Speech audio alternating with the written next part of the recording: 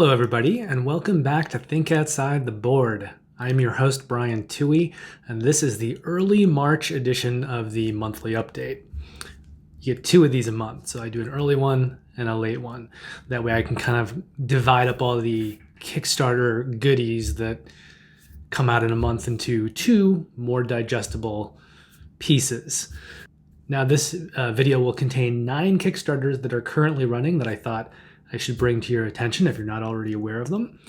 And then after we talk about that, I will briefly mention the 4 Kickstarters from the last video that I actually personally did back. I'll tell you the 9 games I've acquired into my collection since the last video. And finally, I'll talk at a little bit more length about the 3 games that I've played since the last video. So in these videos, the first and the last sections, the currently running Kickstarter section and the games played, are a bit longer. So I'm talking to you a bit more about the games at length. And then the acquired and the backed sections are more of a mention.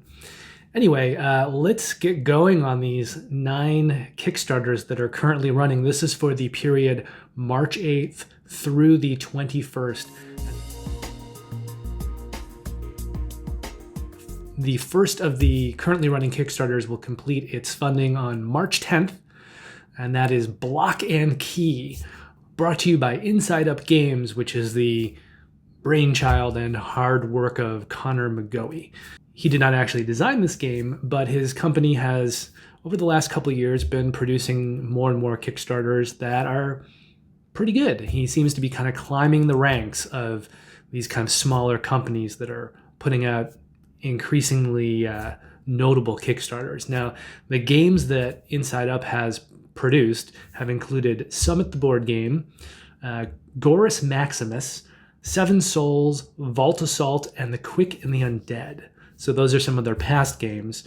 The designer on this one is a new designer, so I can't really tell you about their previous games. I can tell you, however, that the Kickstarter is currently at about $75,000, which is 3 times their original requested funding. So they're doing good. The game is in the medium light range. It is a pattern building and pattern recognition game. And this game, like a lot of other games, uses polyominoes or Tetris-like pieces. What makes this game very unique, however, is there's a big 3-dimensional structure that sits in the middle of the board. And so every player is going to be looking at that structure from a different side. So it's built like a square. And you're going to be trying to choose which pieces you want from your perspective, looking at the way these kind of pieces are ordered on this tray, basically.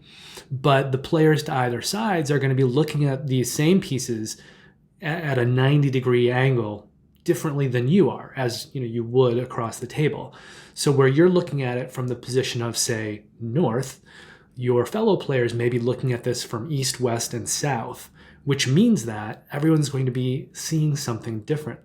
So the way that they're going to be assembling the various polyominoes to try to fulfill their scoring cards will depend on their view. And that view is going to be different from every person because they're essentially looking at this from a different angle. So that's what makes the game unique. Now, essentially it's kind of an abstract strategy game, kind of a puzzle game, and it's rather a low pledge for this one. This is $43. Now, the last video I did, I was talking about all of the prices in terms of the final price, and that included the shipping fees. I think I'm not going to do that. I think after having done that once, I realized that that could be problematic for anyone watching this video, because if I say a price and then I'm not mentioning the name of the pledge, so you go kind of looking at it based on the price that I was giving you guys with shipping included, there's not going to be that easily identifiable price because I was already baking in the shipping. So I think beginning with this video and moving forward, I'm just going to be talking about the pledges in their pledge amount. And as far as shipping goes, you'll just have to look at that yourself. But that way, what I'm saying will be more consistent, and people in other countries won't have to worry about different numbers. And even shipping within the United States can vary from state to state if some campaigns are doing sales tax and things like that. So from now on moving forward, we're just going to talk about the pledge amounts, what they say on the page, and that'll make it much easier for you guys to go and look at the campaign after I've talked about it and find the exact numbers that I'm talking about. So another thing, every time I'm talking about a game, if you look down in the comments, all these currently running Kickstarters are listed down there. They also have links, so you can click on the link if you like a game, that I'm talking about. If it sounds interesting to you and you want to check it out, you can go right down to the comments, click on the link, and it'll pop you over to that Kickstarter campaign. So again, the pledge for Block and Key is just $43. It's flat. There's no multiple pledge levels. And again, that game will complete its funding on March 10th. Also on March 10th, we have the latest CMON Zombicide game. We seem to be getting these things at least maybe twice a year, at least once a year. I think twice a year though. And that's only the Zombicide games. I mean, CMON is running other campaigns as well. Now, this latest one is called Zombicide Undead or Alive. It's got kind of a Western theme to it, and it's building off the most recent campaign that they did, which was for a second edition. So this will be using, the components that are more in line with the second edition of Zombicide. Now, like a lot of Zombicide campaigns, there are a lot of add-ons. So I'm not going to do this for a lot of the campaigns, but for this one specifically, I am going to talk about some of the add-ons. So the base pledges that you can pledge for are $100 and $140. And I think the difference there is that the $140 pledge includes the kind of big expansion for this campaign, which I believe is called Gears and Guns. So you're going to be doing $100 or $140, but I'm about to list some add-ons, and it's very likely that right before this Kickstarter ends, there will be another pledge that kind of collects everything. But the other things that you're looking at in this, there's another expansion called Running Wild, which is $30, and that seems to be kind of a straight expansion, kind of like a bunch of different mechanics and gameplay things. Then you've got Dead Stack for $25. You've got Paolo Parente for $20, and both of those expansions are more focused on just a couple characters and giving you more miniatures for those characters and the cards and abilities for those kind of very small mini expansions. Then you've got things like the Extra Players expansion for $25, which will let you basically double the amount of players that can play this game, although turns will get long and the game will get long with that many players, but you can do it. They also have Western theme tiles. That's a $20 pack, and that will give you Western themed tiles that you can put out. So if you're using the new second edition and you're using kind of some of the tiles that come with things, it's not going to look very Western-y, but this way you get more Western looking stuff. What else is there? There is the Long Dead Walkers, another expansion for $20. You've got the Horse Pack, which adds on some horses for $15. Then you have a couple of different dice packs. You've got the Metal Steam pack of dice. They're metal dice, that's $16. And you've got wooden dice for $10. Now, I don't think you would need both dice packs, but for the sake of argument, if you pledged the high pledge, which is $140, and you got all of the expansions I just mentioned, not including the wooden dice. So let's say you went with the more expensive version, which is the metal dice. Your grand total there is going to be $311 right now. It is entirely possible that within the next week or so before this campaign ends, few days, actually, we're getting down to half a week now, they may put out a couple more smaller expansions and add-ons, and that $311 all-in price may go up even more. And like I said, there may be an all-in bundle that will get you everything. But CMON is kind of notorious for not really finalizing all of their pledges until sometimes 12 hours before. So you may know what you want, but if you pledge, you may want to wait until the very end so that you can lock in the actual pledge that you want. And sometimes it's better to do that rather than, pledge early and then have to switch your pledge later. You also don't want to wait to the last minute sometimes because you might forget, but just know with CMON, it's a little tricky. They add things right up until the last minute, so you need to be aware of that. Now, if you've never heard of Zombicide, which I find hard to believe, but if you haven't, it's essentially not really a dungeon crawl. It's sort of an action points thing, and you've got miniatures and you're moving around and you're trying to fulfill different goals, but basically it's a lighter kind of beer and pretzels, dice rolling, variable player powers, just killing stuff, and it's a little bit mindless. People seem to love it. That's why there's a million versions of Zombicide, and CMON seems to put out a new Kickstarter for this franchise at least once, maybe twice a year. So if you love it, if you want more stuff, right now, as I'm filming this, 311 plus shipping is the max amount, but I expect that to go up before the campaign finishes. Now, they're currently at $2 million for this campaign, so they're doing well, as CMON always does. They're at 13 times their requested funding. And I would put Zombicide in general, the whole franchise, in the medium light range of game. And again, if you're interested in this campaign, it's going to finish funding on March 10th. Now on March 11th, the campaign for Chambers of Wonders comes to an end. They are currently at $70,000, so nowhere in the same realm as Zombicide, but that $70,000 is about 6 times their requested funding. So they're doing fine. They're going to fund. They're doing actually quite well at 6 times the amount, I think. And this is a lighter game. Light. It is essentially a worker placement and set collection game. And thematically, it's kind of dark and macabre for a set collection game. Basically, what you're doing is you're trying to put together your own Chamber of Wonders, which has a little bit of the feel of like the quack who goes from town to town, or like sideshow carnival type, valuables and materials and things like that. So there's this kind of like sideshow, circusy, somewhat untrustworthy, dark theme to this game, even though it's a lighter game and it's worker placement and set collection.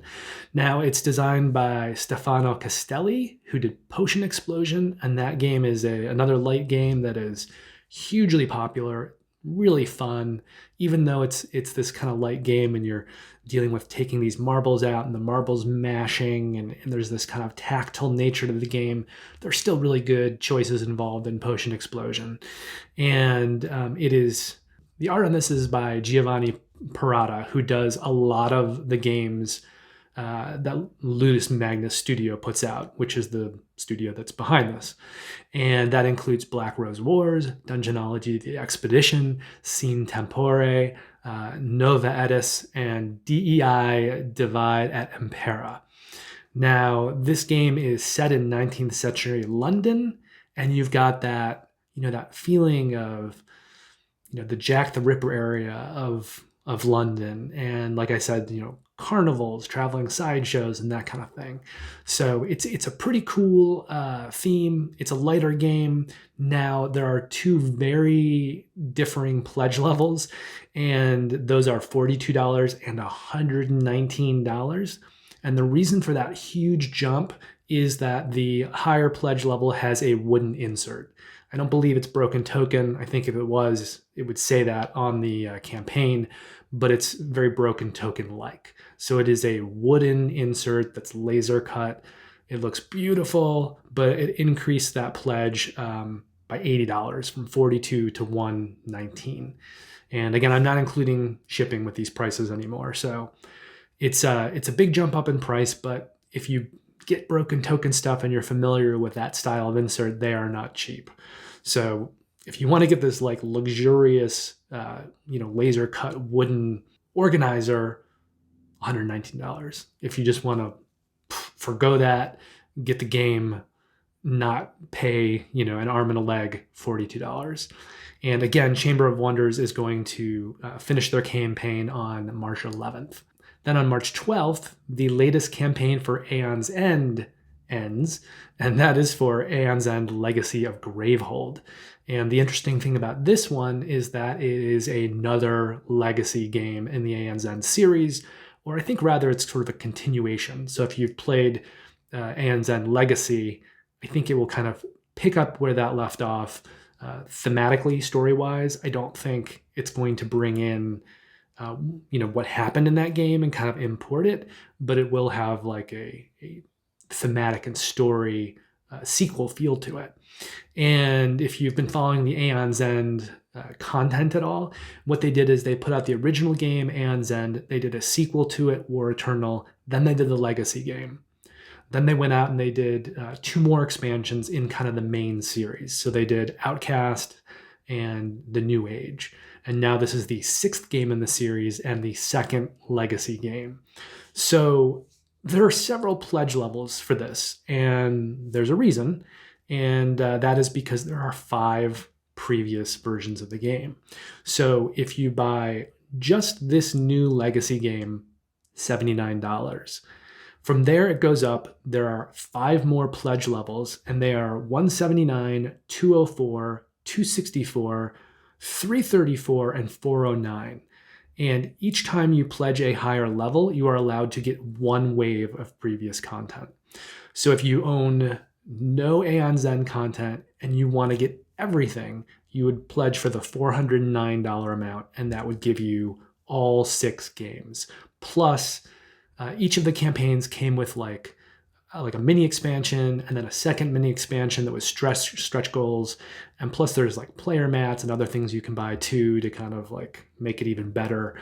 For my money personally, Aeon's End is probably my favorite deck builder, maybe tied with Thunderstone Quest.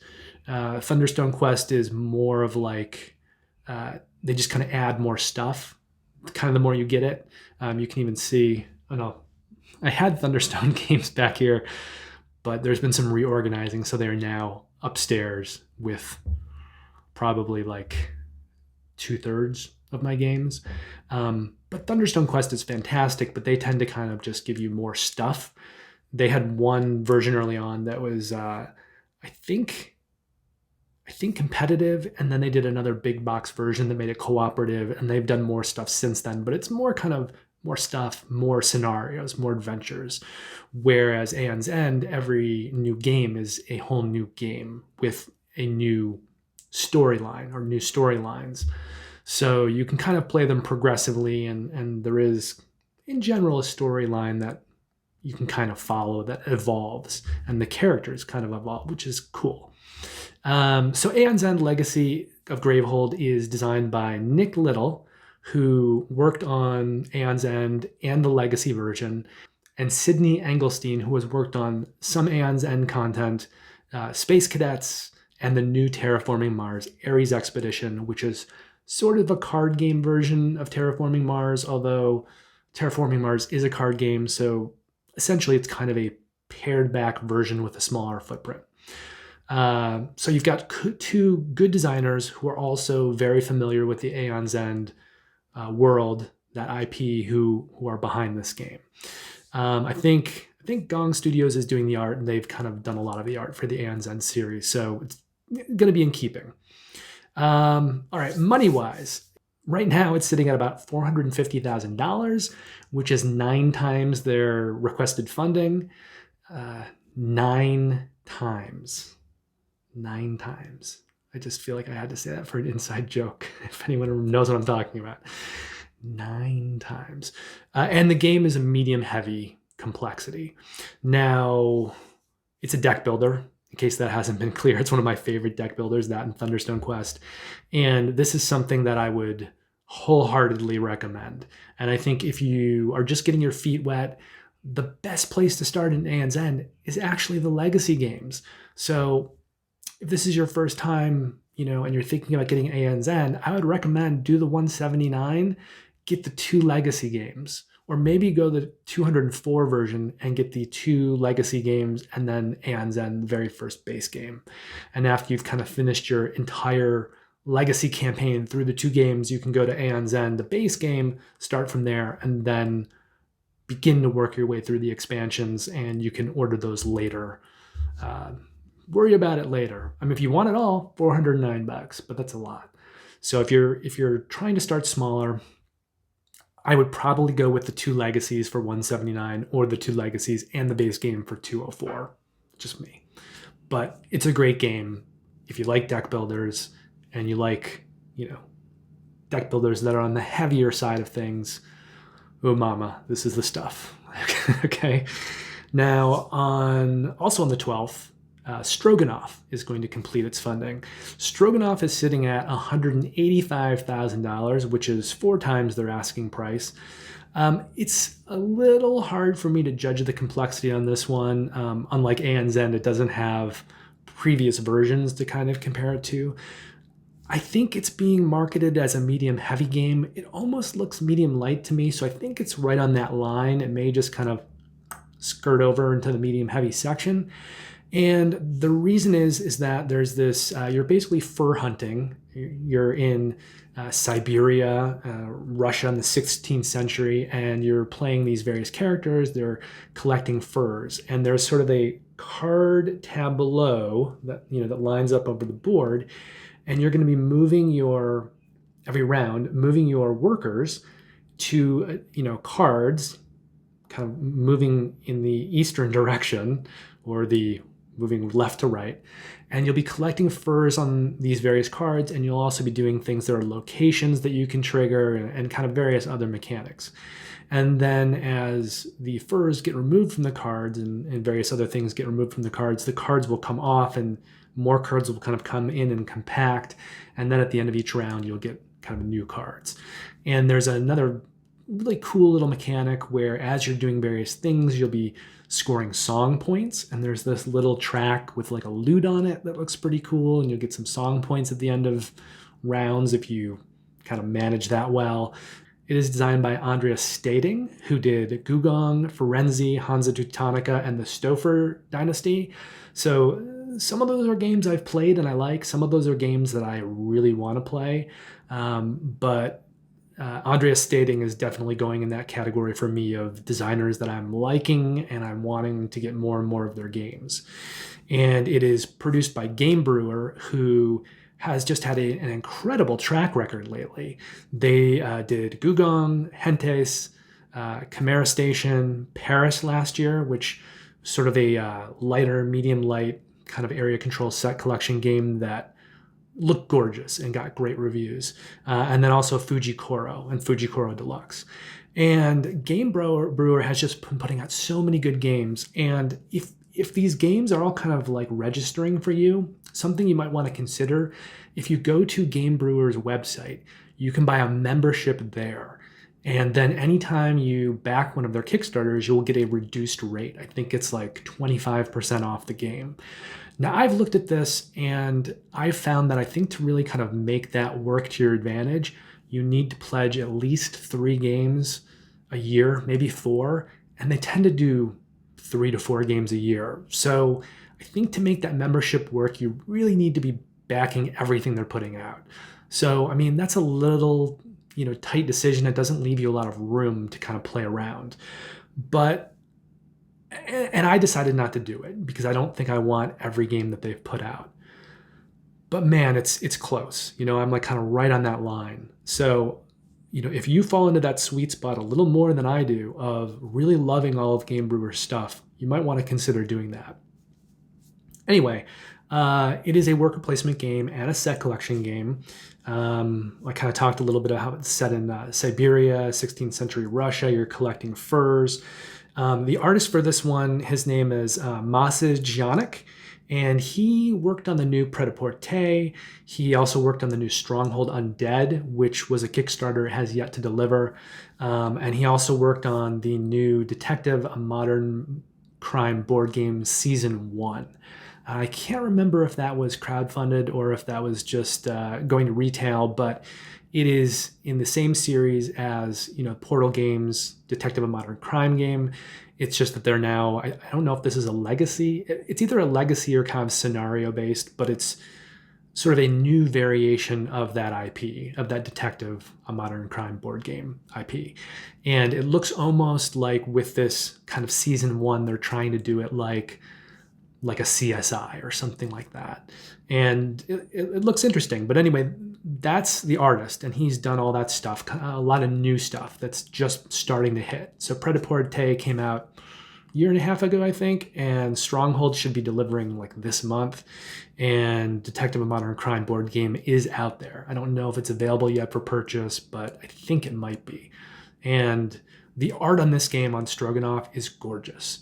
I think that's part of the appeal, is this almost kind of, it's not watercolor art. It's a little too fine to be watercolor art, but it has that feel of just kind of these great landscapes that are watercolor-ish, while having more of a hard line to it. But they're gorgeous, and it makes the whole game, it definitely, I think, is part of that package that makes this game so appealing. So again, this is going to complete funding on March 12th, and I tend to play a little game sometimes with these videos, which is that I'm going to, show you 10 different games that are on Kickstarter that all look great for, different levels of gamer, medium, light to heavy. And then the next video, I tell you the ones that I actually backed. And I'll just tell you right now, I'm backing Stroganov because I'm really interested in this. If you follow Man vs. Meeple, Jeremy Salinas, this is kind of one of his big games that's coming out this year that he's really interested in. The only pledge for Stroganov, because it's a kind of a straight Kickstarter.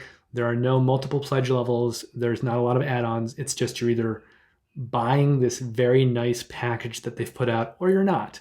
And if you do pledge it, it's going to be $71. Now on March 15th, Roman Roll Gladiators will complete its funding. That is currently sitting at $35,000, which is about 2 times the requested funding. So it's not doing all of the business of some of these other games. Certainly not that $2 million Simon campaign. But I think that's fine. I mean, it's going to happen. Obviously, it's going to fund. And Roman Roll is an odd game, actually. It is a roll and write game, but it is probably the heaviest roll and write game produced right now. It's a medium heavy game. I think it's maybe pushing on the heavy level, but it's medium heavy. And it's designed by David Turksey, who is becoming one of my favorite designers. He has done a lot of the Mind Clash games like Anachrony and the upcoming one, Perseverance.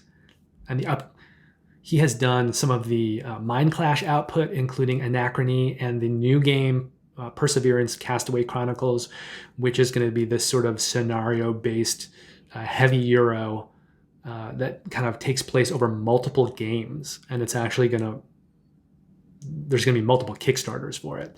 And Mind Clash is just maybe my favorite publisher out there. Every game they put out is just so well designed and gorgeous. And yeah, so David Turksey has done a couple games with them. He's also done a couple of the T games. He did Tekenyu and Tawantin Suyu. He's done some lighter games as well, Dice Settlers and Kitchen Rush. And then with Nick Shaw, who is the co-designer of this game, he has done Welcome to Dino World and the original Roman Roll. And I just think Turksey's great. And also, he's done a million solo modes. Chances are, if you've bought a Kickstarter game in the last few years and there's a solo mode for it, there's like a 30% chance he did the solo mode because he's done a lot of really good solo modes. Now, the art on this one is by Andreas Resch, who did Great Western Trail and Mombasa, Lorenzo Il Magnifico, Istanbul, Gugong, City of the Big Shoulders, and Tinner's Trail, which is a Martin Wallace Euro that actually just had a new version done. And it is produced by PSC Games, which I just found out the abbreviation of PSC is Plastic Soldier Company. So it is Plastic Soldier Company Games. Now, they started out doing war games, and pretty exclusively war games. But they had a big war game hit within the last couple of years called Blitzkrieg World War II in 20 minutes, which is a very light war game that uses kind of area majority, and it was very simple and very smartly designed. It's a very good game, and that, I think, took off for them in a way that some of their other, I don't know, war games that are a little bit, just for war gamers haven't. And so I think that game kind of expanded PSC's audience.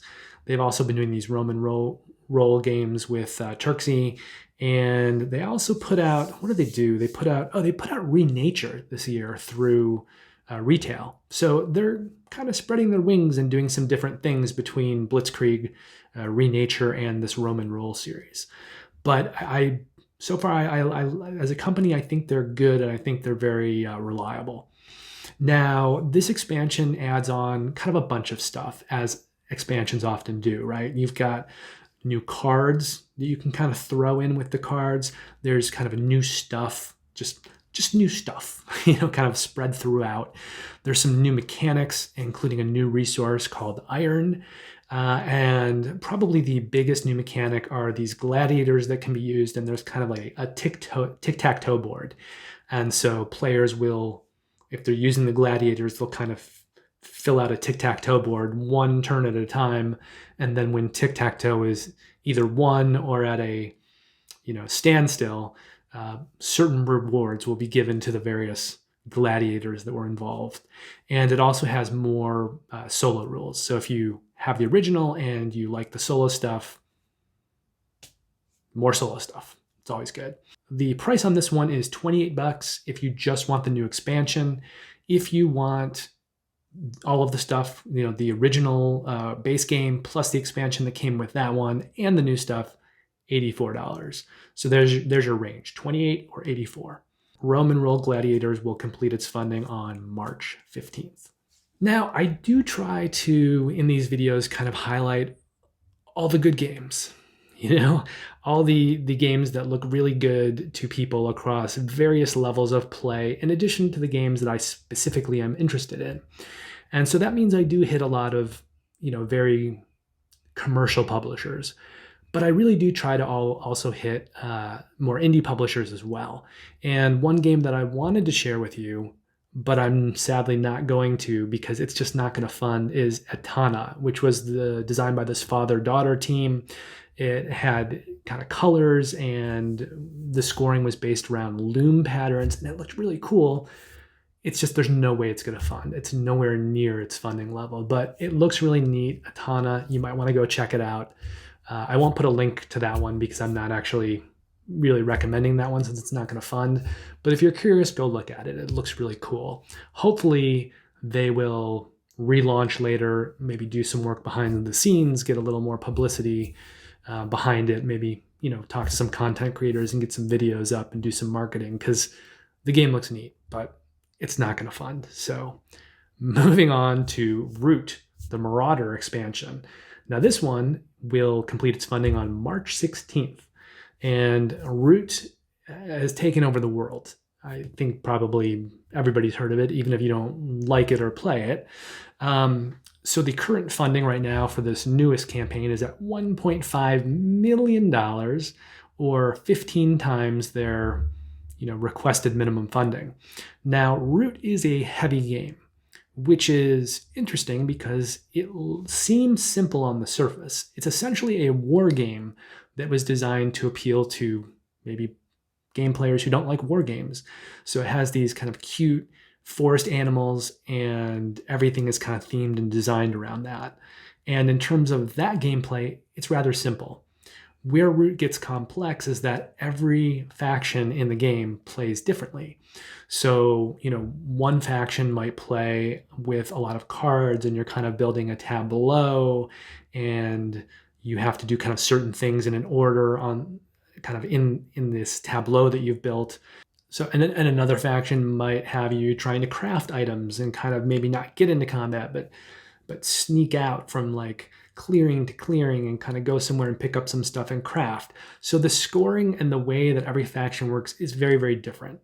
It is not only a variable player power game, but it is a variable player system game. So every system is different, which makes the game a little difficult to teach, a little difficult to learn, but none of the factions is really that difficult. It's just the fact that if you're teaching it and you're teaching new players and you've got, say, 4 people playing, you're going to have to teach everybody a different game, essentially.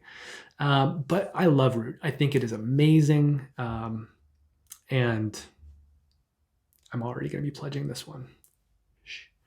But this is designed by Cole Worley, who did Root, Pax Pamir, and John Company. And John Company actually has a new Kickstarter coming up as well. Cole's design sense is just so elegant and next level, I guess, if I'm just going to use some really, I don't know, of the moment words. But he's just such a good designer. His games look gorgeous, but in a way that doesn't necessarily fit with other games. I mean, you have to play Root, you have to play Pax Pamir, and I'm really looking forward to see what they do with this new edition of John Company, because Cole's fantastic. Now, the art on this is by Kyle Farron, and if you know Root at all, you're very familiar with his art. So it's consistent. He's continuing to do the art for Root, which is great. He also did the art on the Vast games and Fort. And all of those games were produced by Leader Games. Those are kind of their big games, Vast, Root, and Fort. And Patrick Leader did some design on this one as well. And he's done design on the Vast games, which are kind of the games that put Leader Games on the map. And they also had variable player powers, but not quite to the same level that Root does. So this is a new expansion for Root, and you're going to get 2 more factions. So more ways to play with kind of variable systems. And the 2 factions in this are Keepers in Iron, which look like raccoons, but raccoons different from the Vagabond, and which is another faction. And also the Lords of the Hundreds, which are these little kind of red mice. Now, in addition to that, there are something called hirelings, which are kind of half factions. And these are different things that you can hire to kind of help you in the game. So you won't be playing these hireling factions, but other factions will be able to hire them to do things in the game. And so I believe that you can kind of put out whichever ones you want and, mix and match them, and whichever ones are in the game are going to give you more variability. And there is also a Clockwork Expansion 2, which is basically a new solo mode, kind of an expansion to the existing solo mode.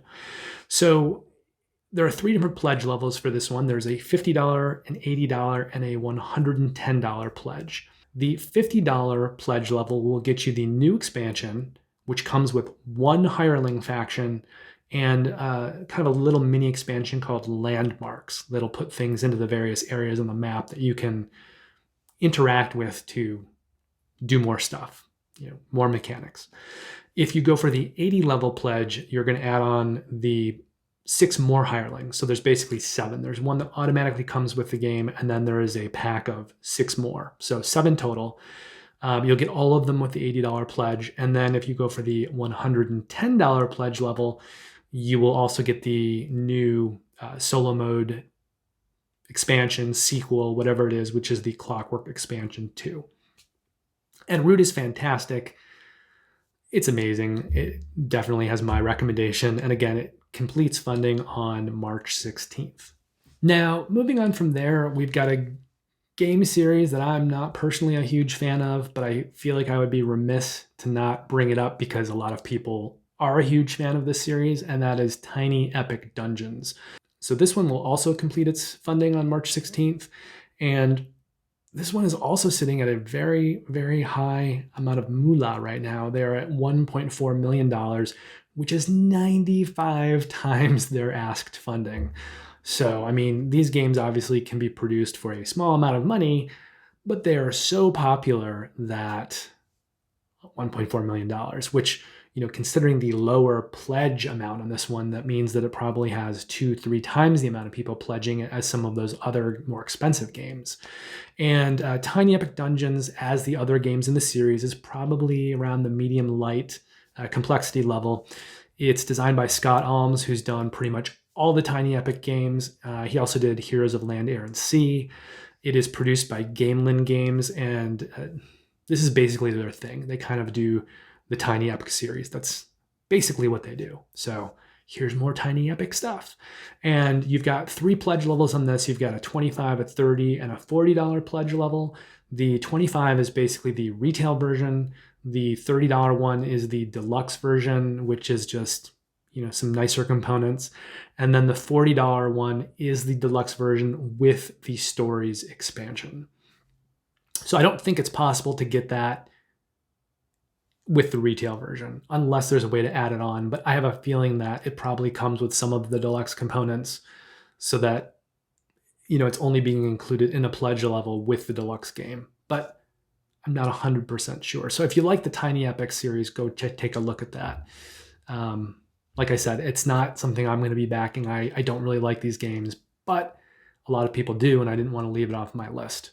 Then on March 17th, Ragnarocks finishes funding. Now, this is the new game by Gordon Hamilton, who is the designer of Santorini, and it has a very, very similar look to it. It's also got this really cool kind of plastic tree stump. So I don't know quite how big the box for this is going to be, and how big this tree stump is, but essentially this is going to be a plastic tree stump inside the game box, and you'll pull it out and you'll actually set up the game board on top of this plastic stump. And there are components that kind of come out of this plastic container. So it's storage, and it's kind of used as a little platform for the game board.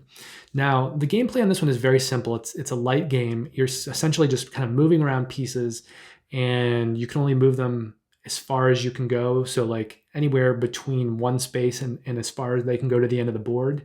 And then whenever you move a piece, you'll move it as far as you want, and then you'll put out a runestone somewhere in a line kind of with that piece. And essentially what's happening in this game is that it's a 2-player game, and players are kind of sectioning out the board. And then at the very end of the game, they'll kind of score on area majority based on, how the board is kind of divided up and where the Vikings are within the board. What adds in a little bit of variability are these mythology cards that give people variable player powers and also some scoring opportunities. It's a puzzly, abstract game, but then you add in these mythology cards, and it's going to give you kind of more variability. So you're not just playing the same identical abstract game every time. It's going to change it up. Now, Ragnarokks is also not hugely expensive.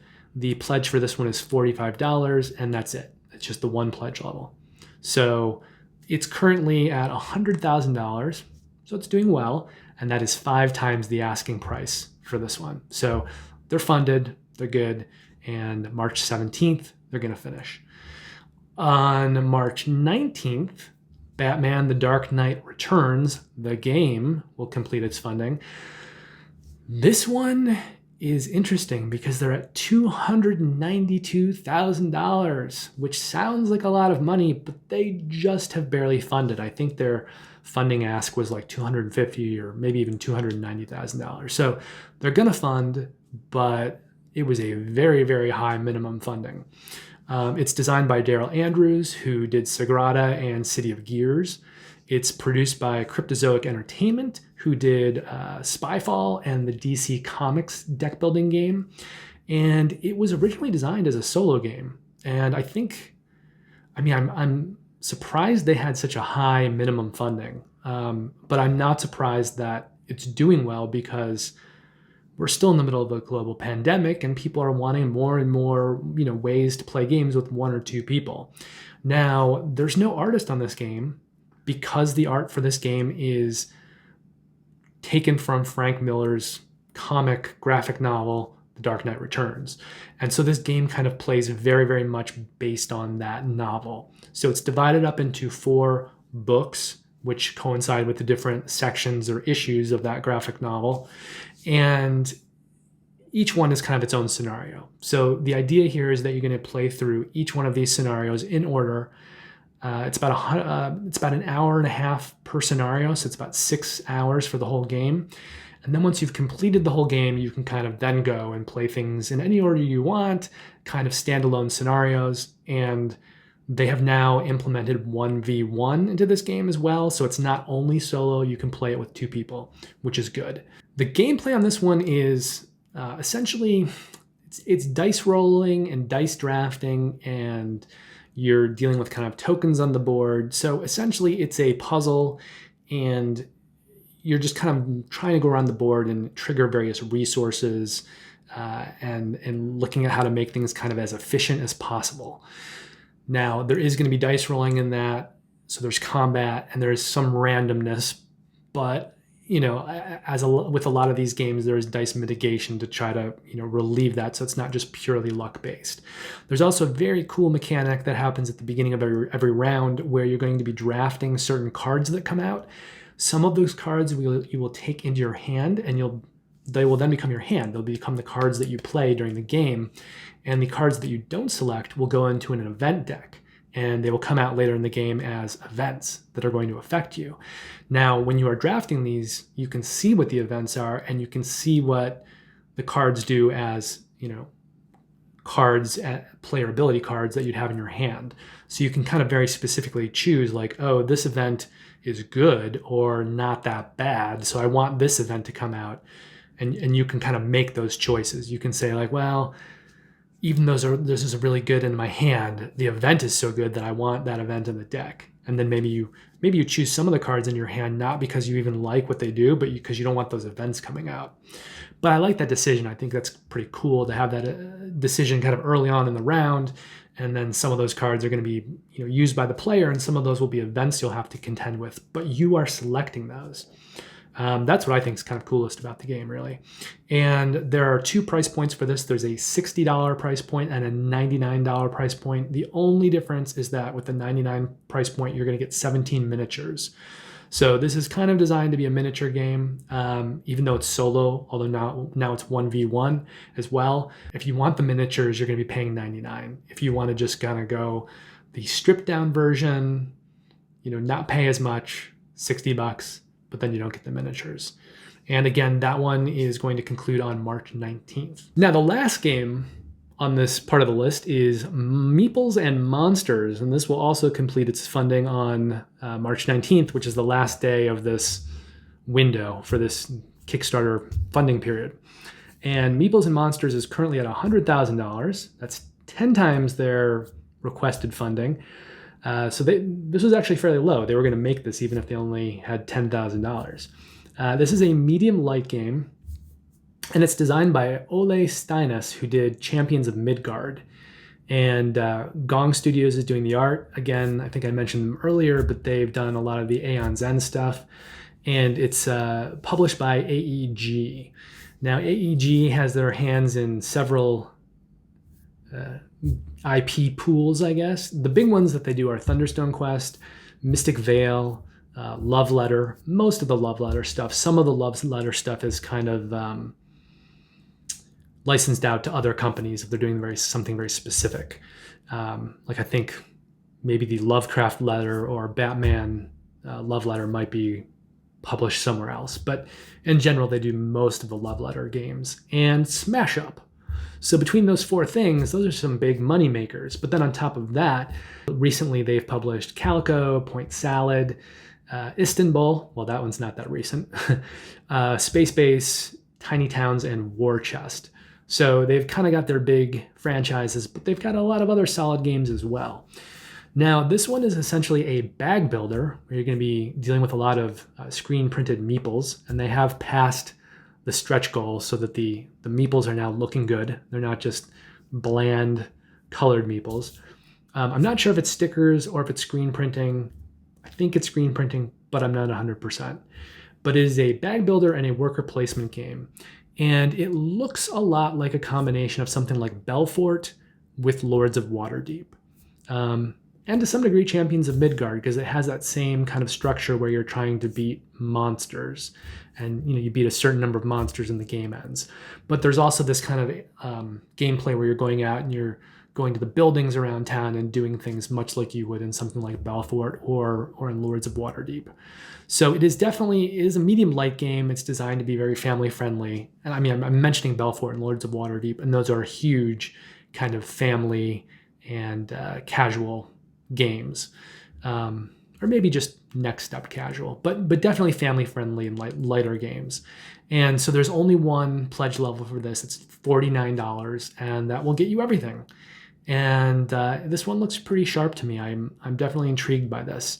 And March 19th, Meeples and Monsters, that's when it completes. So that brings us to the end of the currently running Kickstarters.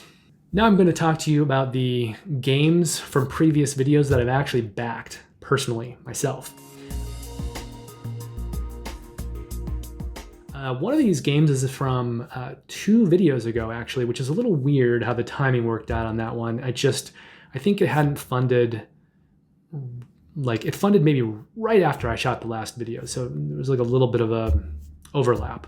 But anyway, that first game that I've personally backed from 2 videos ago is Castles of Mad King Ludwig Collector's Edition. And the reason is that I own the original game. I think it's great. I think it's an amazing game. I think it plays well with all levels of gamers. It's essentially a tile placement game. You are building rooms in a castle. You are creating the scoring situations for yourself as you play.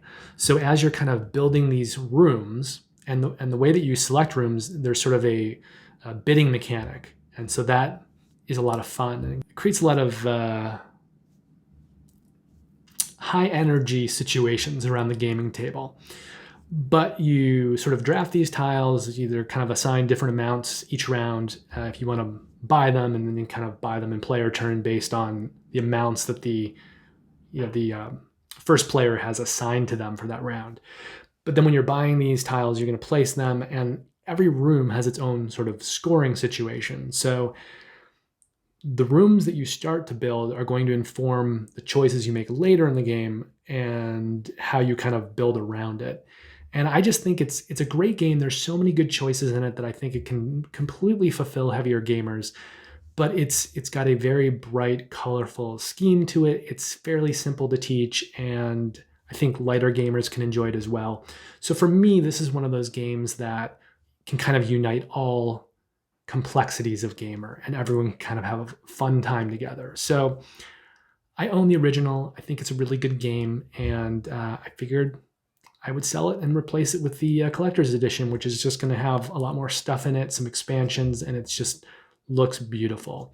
Now, I did not go to the level of getting the what was it called, the giant tile, the colossal tile edition, just because I thought that was ludicrous, and no one has the playing space for that. But yeah, so I didn't go for that one, but I did get the nice kind of pimped out collector's edition.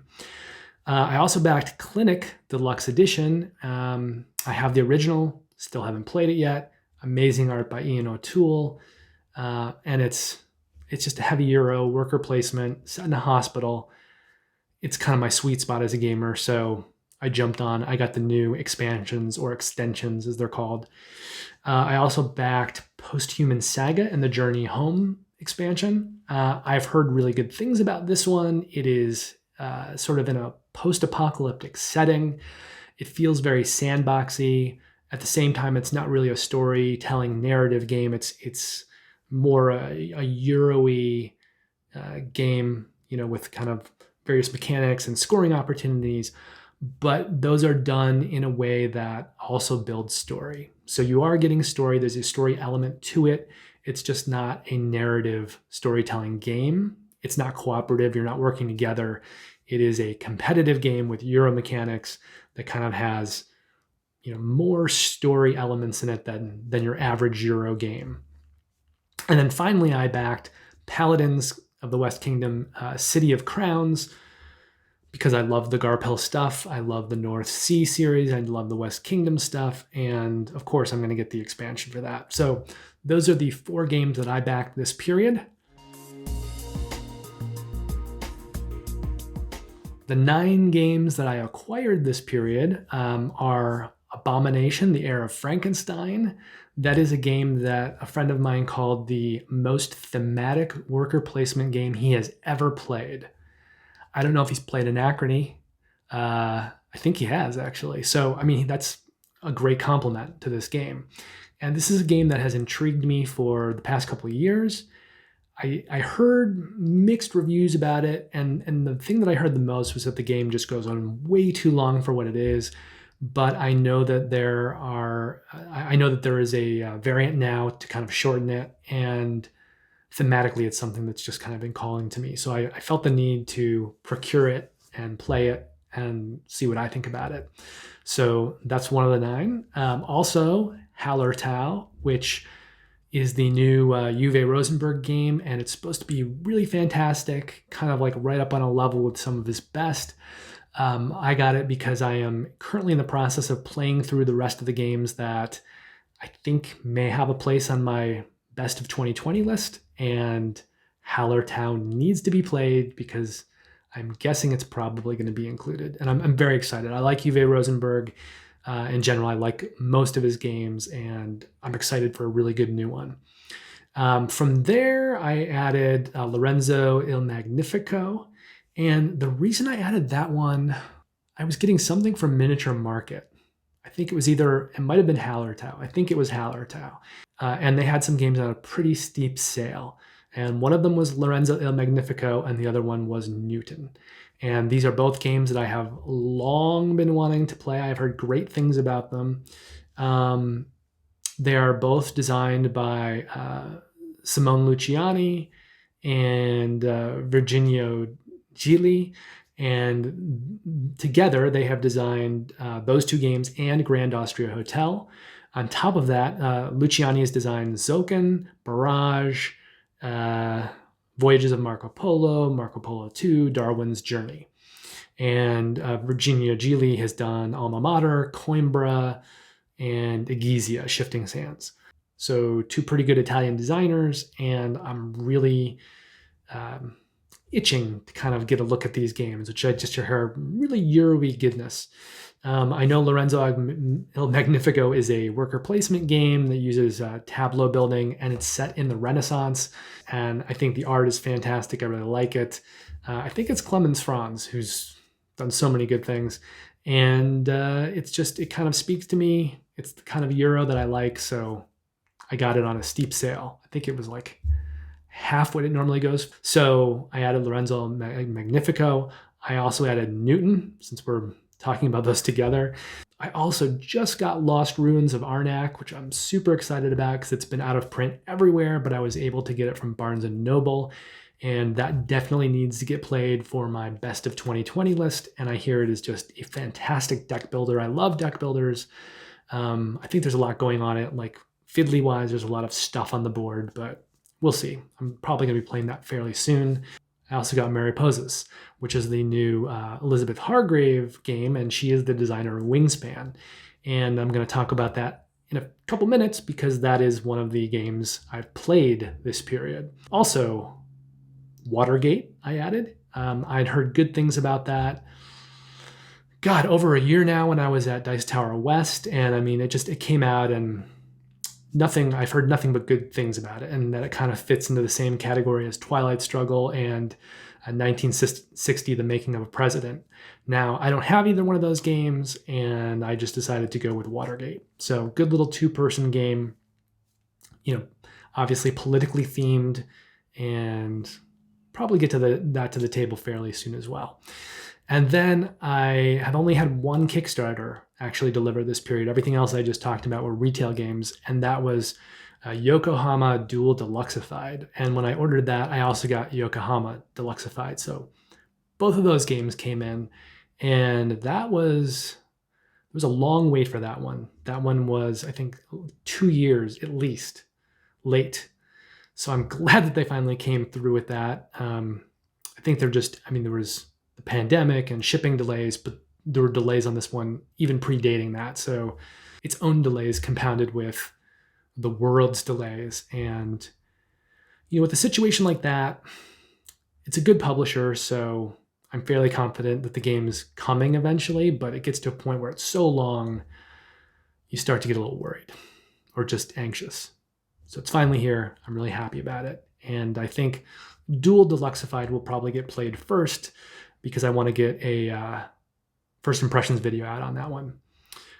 Okay, so that wraps up the 9 acquired games this period, and that brings us to the 3 played games. And the first of those 3 played games is Cantaloop Book 1 Breaking into Prison.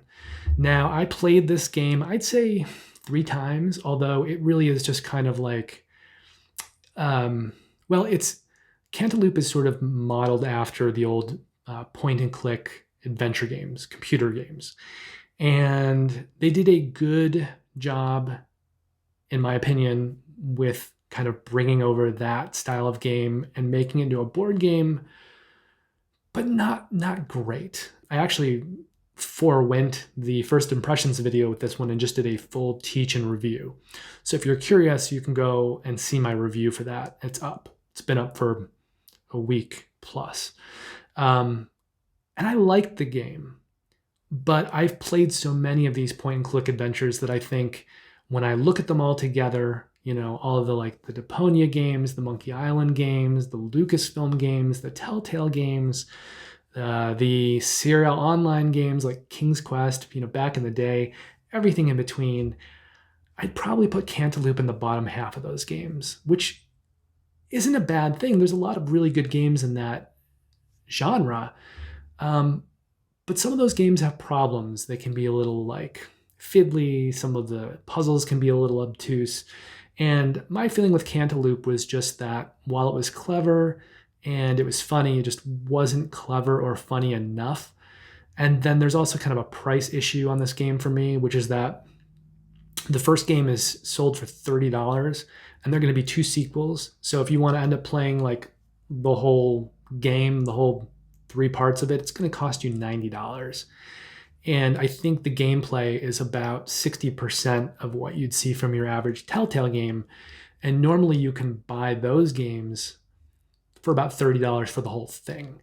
So you're getting, 60% of a game for 3 times the price.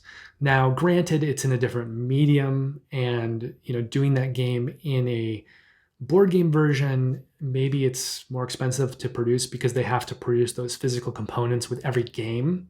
So they have to produce the folder and the cards and all that. So I don't know, maybe it's just going to be a situation where it's not even so much the designer or the publisher that are the problem. Maybe it's just to make a game like this at an affordable price point compared to the games it's coming from, it may not be possible. So if you really like those point and click adventure games and money is not an issue for it, I would say sure, go try it out. Buy the game. Just know it's going to be maybe a 5-hour experience and then you're done and you can't really replay it because you know everything. And if you like it enough that you want to buy the 2 sequels, it's going to be about $90 for about 15 hours of gameplay. Again, it's just something that I think people need to be aware of before they buy. And I think for a lot of people, that may be the thing that stops them from buying it, and rightly so.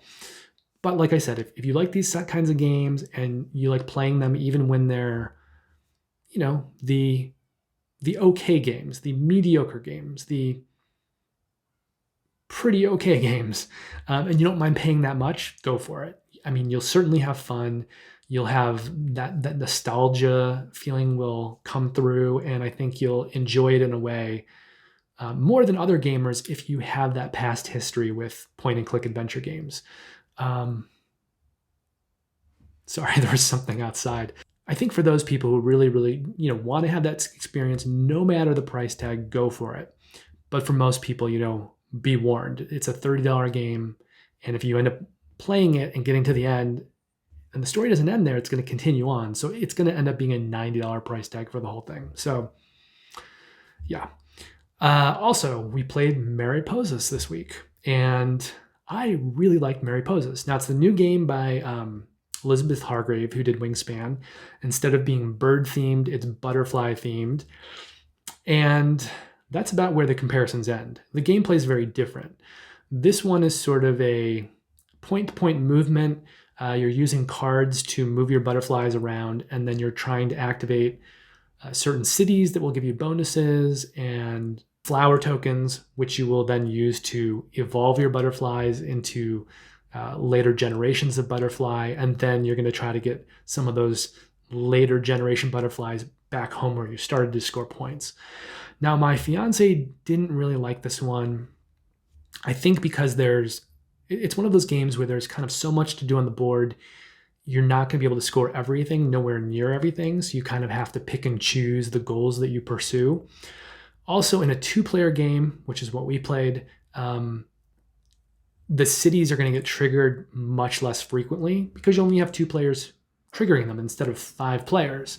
So I think in a 5-player game, when you have more people kind of visiting these cities and more cities are revealed, you'll be able to see which cities have the cards in various colors that you may want to try to collect to get some bonuses. In a 2-player game, I think that's very hard to do because you're not just going to go to every city and reveal the cities, because by doing that, you're going to not be taking a lot of those flower tokens that you need. And again, in a 5-player game, I think with 5 people revealing cities instead of 2, you're going to get a lot more cities revealed early on, and then you'll kind of know where you can go to get those bonus cards. So in a 2-player game, the city part feels a little less front and center. I don't think you're really going to be pursuing the cities, and by proxy, those kind of like 4-color set cards that will give you the bonuses. You're going to be more pursuing, I think, the flower tokens and evolving your butterflies. But my fiance just didn't love it because I think she wanted to do all these things that she didn't have time to do. She saw it as one of those games where just as you're kind of getting your engine built and going, the game's over. Now, I don't mind having those choices in games. I think you just need to know that at the beginning, like, okay, I'm not going to be able to do everything. I'm just going here and there. And so I like the game, and it's really super colorful. The board is beautiful.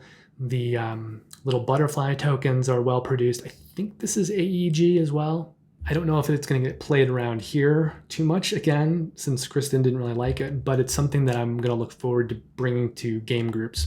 And again, I think this is the kind of game where you can play it with heavier gamers and lighter gamers. And so it can be a kind of a game where everybody comes together to play Mariposas together. The final game that I played is Seastead, and this one I didn't love so much. I'm a huge fan of the game that this came from, which is Flotilla.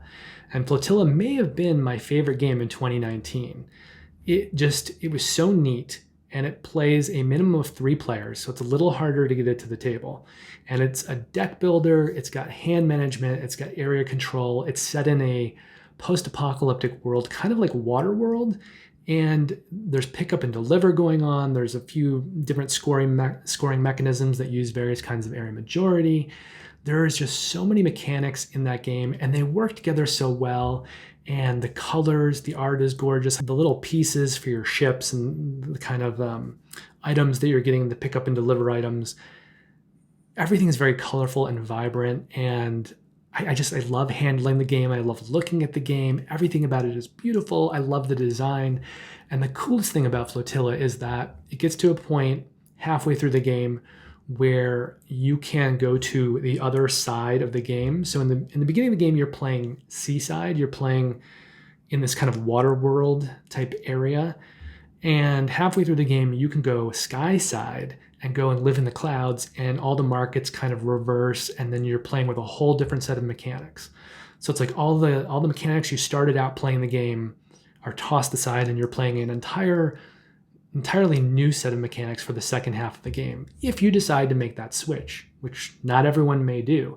If everyone else makes that switch, it may be in your interest to stay behind and kind of profit off of everyone else being Skyside while you are still Seaside. So I love Flotilla. I think it's amazing. And when I heard that they were doing sort of a 2-player game based on Flotilla, I was really excited because I thought this is a game that can get me to sort of play Flotilla at 2 players. Now, although it's in the Flotilla universe, it is not the same designers, and none of the mechanisms are really the same. Thematically, similar things are kind of happening. It's set in the same world, but the mechanisms are all very different. And Seastead in general is kind of a 2-player, essentially area control game where you're building buildings on these kind of 4 different tiles. And as you build those buildings, you're uncovering kind of bonuses and abilities in your little player tray.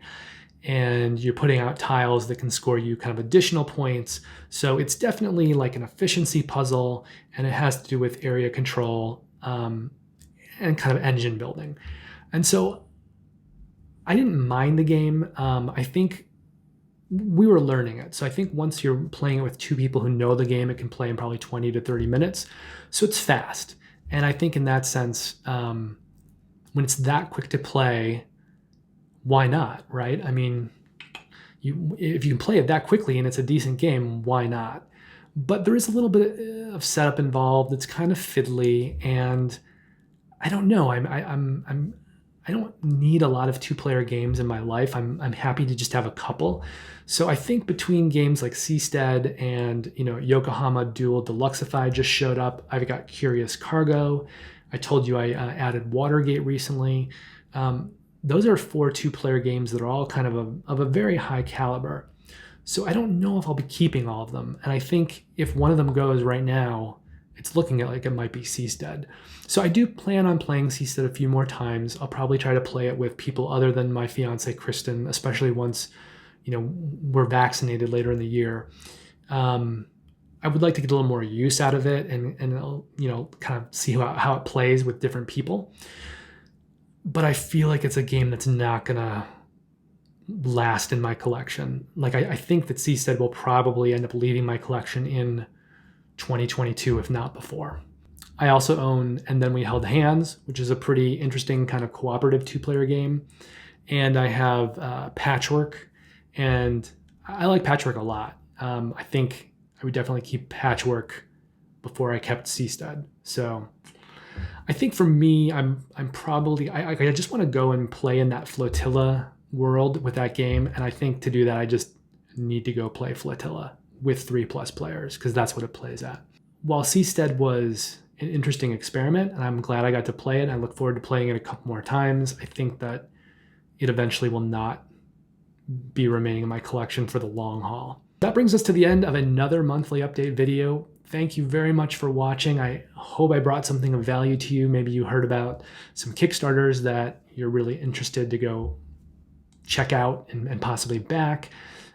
Maybe you heard something about the games that I've played, or some of the games that I acquired or backed kind of set something off for you. So that's why I make these videos. I want to help you guys find new games and tell you what I think about them and what I'm thinking about games that are on Kickstarter right now. If this is your first time here or you're not subscribed, consider subscribing if you like the video, if you feel like it gave you value. It also helps me out when you give videos likes so you can like it. And you can always click that alarm bell, and then you'll be notified whenever I publish videos in the future. So once again, thank you for watching. Thank you for listening and spending some time here with me today. I really appreciate it. And take care, and I'll see you in the next video.